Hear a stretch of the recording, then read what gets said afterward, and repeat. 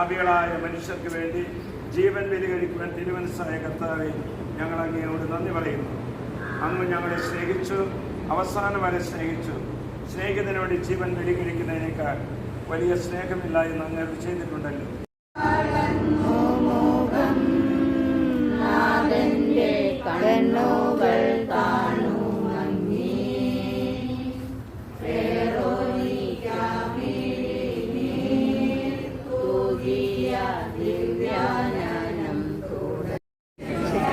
ഞങ്ങൾ അങ്ങയെ കുമ്പിട്ട് അനുവദിക്കുന്നു. എന്തുകൊണ്ടെന്നാൽ വിശുദ്ധ കുരിശായ ലോകത്തെ